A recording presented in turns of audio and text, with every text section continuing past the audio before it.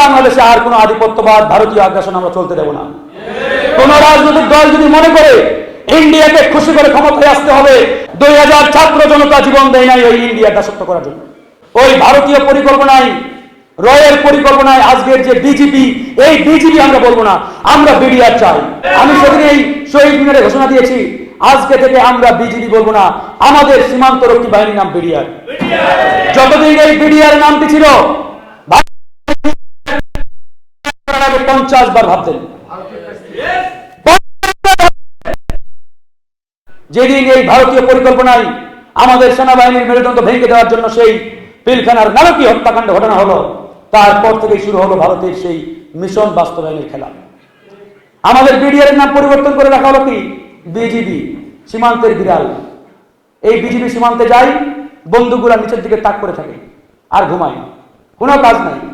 ইন্ডিয়ার বিএসএফ আসে, পাখির মতো গুলি করে বাংলাদেশের নাগরিকদের হত্যা করে, একটু শব্দ পর্যন্ত করে না। সেই জায়গায় আমাদের সোচ্চার হতে হবে। সেই ইতিহাস কিন্তু সবাই জানেন। এই যে পিলখানা হত্যাকাণ্ড 2009 সালের 25শে ফেব্রুয়ারি, এটা কিন্তু ওই দিনের পরিকল্পনা নয়। এটা সেই 2003 সালের আমাদের উত্তরবঙ্গের পাদুয়া নামক একটা জায়গায় আমাদের বিডিআর এর সাথে ভারতের বিএসএফ এর একটা রক্তক্ষয়ী লড়াই হয়েছিল। সেই লড়াইয়ে আমাদের গুটি কয়েক বিডিআর এর জোর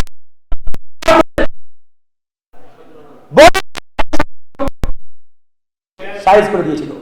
সেদিনে ইন্ডিয়া সিদ্ধান্ত নিয়েছিল বাংলাদেশের সেনাবাহিনী তথা বিডিআর এর মেরুদণ্ড ভেঙে দিতে হবে। তৎকালীন সরকার ছিলেন 4 দলীয় জোট সরকার, সম্ভবত বেগম খালেদা জিয়া প্রধানমন্ত্রী। বেগম খালেদা জিয়াকে দিয়ে সেই মিশন বাস্তবায়নের ফর্মুলা দেওয়া হয়েছিল, কিন্তু বেগম খালেদা জিয়া রাজি হন নাই। আওয়ামী লীগ ছাড়া এই মিশন বাস্তবায়ন সম্ভব নয়।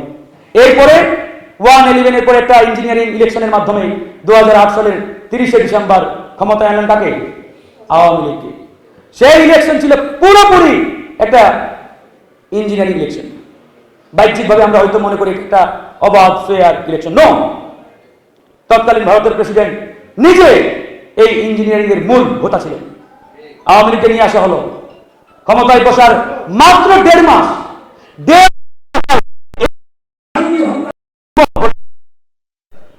তারপরে ঘটিয়ে যা হওয়ার তাই হলো। তো যাই হোক বন্ধুগণ, কথা আমরা লেন্দি করবো না। আজকের এই বাংলাদেশে আমাদের একটাই কথা, একটাই বক্তব্য, এই বাংলাদেশে আর কোনো আধিপত্যবাদ ভারতীয় আগ্রাসন আমরা চলতে দেব না। কোন রাজনৈতিক দল যদি মনে করে ইন্ডিয়াকে খুশি করে ক্ষমতায় আসতে হবে,